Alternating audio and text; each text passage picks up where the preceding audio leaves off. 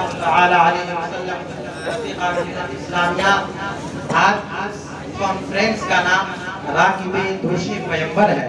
شاعر کہتا ہے شادی سے رہی ہے یہ آواز کا بدم، تشتے سے بات وزم ہے، تشتے بلا و غم، صبر مسیح وجرات سقراط کی قسم، اس راہ میں ہے صرف ایک انسان کا قدم، جس کی رگوں میں آتش بدر و حنین ہے، جس سورہ ماں کا اس میں گرامی حسین ہے، سانچے میں ڈھالنے کے لیے جو کائنات کو، جو تولتا تھا نو کے میزا پر حیات کو، اور باطل کو جس میں ناز تھا وہ دل بجھا دیا، یعنی چراغ دولت باطل بجھا دیا، یعنی چراغ دولت باطل بجھا دیا۔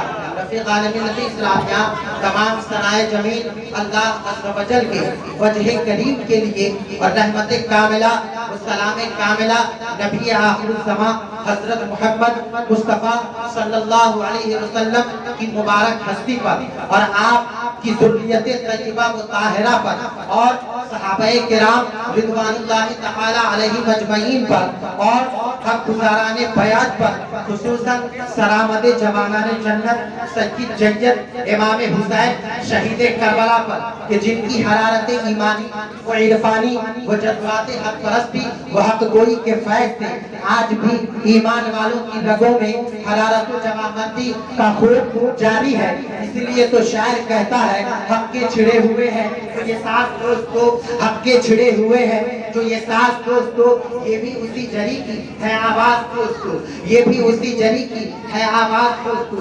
رفیقان ملت اسلامیہ، امام حسین کی لڑائی کیا دولت کے لیے تھی؟ امام حسین کی لڑائی کیا ثروت کے لیے تھی؟ امام حسین کی لڑائی کیا عزت کے لیے تھی؟ امام حسین کی لڑائی کیا مقام کے لیے تھی؟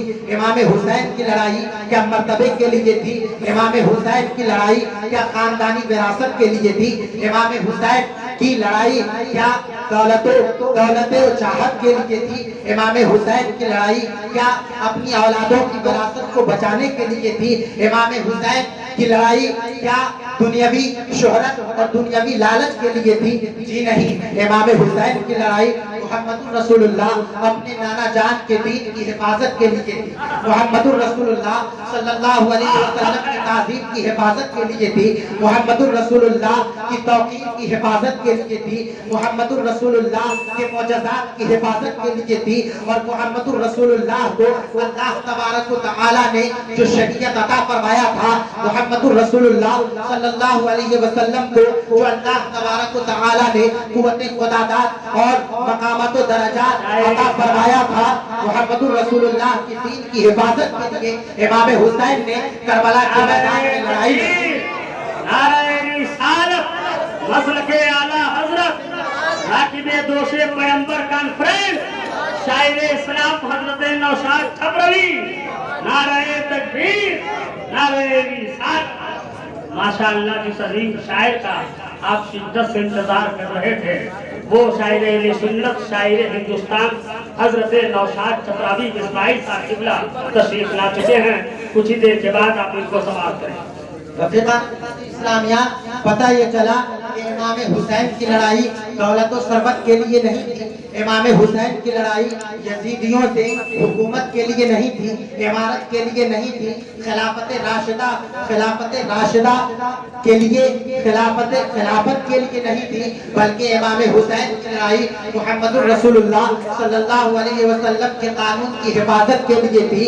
اور پتہ یہ چلا کہ میدان کربلا میں امام حسین نے تو ننھے علی اصغر کی جوانی کو قربان کر دیا، امام حسین نے عباس علمبردار کی جوانی کو تو قربان کروا دیا، امام حسین نے شہزادہ قاسم کی جوانی کو تو قربان کر دیا، لیکن دنیا والوں کو یہ پیغام دیا کہ جو محمد رسول اللہ کے نام پہ مرتے ہیں، جو محمد رسول اللہ کے دین کے لیے مرتے ہیں، جو محمد رسول اللہ کی عزت کے لیے مرتے ہیں، جو دنیا میں بھی زندہ ہو جاتے ہیں اور قبر میں اور حشر میں اور آخرت میں بھی زندہ ہو جاتے ہیں۔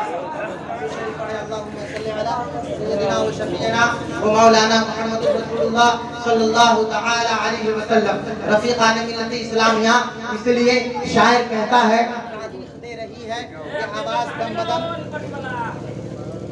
اسلامیہ مختصراً خصوصاً شہزادہ قاسم پر اور خصوصاً عباس علمبردار پر اور حضرت علی اصغر اور علی اکبر پر جن کی نوجوانی وہ شیرخوار کی، امام حسین کے حق و صداقت، امام حسین کی ہمت و جرأت اور امام حسین کی صداقت و ہمت پر نثار ہو گئی. اس لیے تو شاعر کہتا ہے لٹا دیتے ہیں گھر کا گھر نبی کے دین و ملت پر، لٹا دیتے ہیں گھر کا گھر نبی کے دین و ملت پر. یہاں کردار یارانے طریقت اور ہی کچھ ہے. امام حسین کی ہمت کو سلام، امام حسین کی جرأت کو سلام، امام حسین کی صداقت کو سلام، امام حسین کی رفاقت کو سلام، امام حسین کے تقوی کو سلام، امام حسین کی طہارت کو سلام، امام حسین کی پاکیزگی کو سلام، امام حسین کی طہارت کو سلام. جس فتویٰ و تقویٰ نے امام حسین کو کربلا کے میدان میں اتارا اور جس سے زیادہ مستحق کے خلافت اور مستحق کے حکومت اور خلافت راشدہ کا مستحق اس دور میں کوئی نہ تھا. جانتے ہیں امام حسین کون تھے؟ امام حسین جنتی عورتوں کی سردار حضرت فاطمہ زہرا کے دلبند تھے اور خیبر شکست علی مرتضیٰ شہنشاہ ولایت علی مرتضیٰ کے صاحبزادے تھے. وہ امام شریعت بھی تھے اور امام طریقت بھی تھے، مفتی بھی تھے، قاضی بھی تھے اور اپنے دور کے امام المتقین تھے. رفیقان ملت اسلامیہ امام حسین کا یہ ارشاد حق بجانی تھا کہ میں یزید کی بیعت نہیں کروں گا، اس لیے کہ یزید فاسق ہے، یزید فاجر ہے، یزید شرابی ہے، یزید زانی ہے اور یزید جرا علی الکبائر ہے. امام حسین کو کیسے گوارا ہوتا جو محمد رسول اللہ کا بیٹا ہے، جو محمد رسول اللہ کا نواسا ہے، جو فاطمہ زہرا کا بیٹا ہے، جو شہنشاہ ولایت علی مرتضیٰ کا دلبند ہے. اسے کیسے گوارا ہوتا کہ شریعت محمد رسول اللہ بات ایک فاسق اور فاجر کے ہاتھ میں چلی جائے. اس لیے امام حسین کا یہ ارشاد تھا کہ میں یزید کے ہاتھ پر اپنا ہاتھ نہیں دوں گا. لہذا امام حسین اپنی شریعت پر، امام حسین اپنے قول پر قائم رہے. لیکن پھر بھی اس زمانے میں بے وقوف حضرات جماعت ہے کہ جو معاذ اللہ یزید کو اور یزید کے حامیوں کو رحمت اللہ علیہ لکھتے ہیں. معاذ اللہ یزیدی اور یزیدیوں کو وہ اچھا سمجھتے ہیں. رفیقان ملت اسلامیہ اور اس کے برخلاف امام حسین کو برا بھلا کہتے ہیں.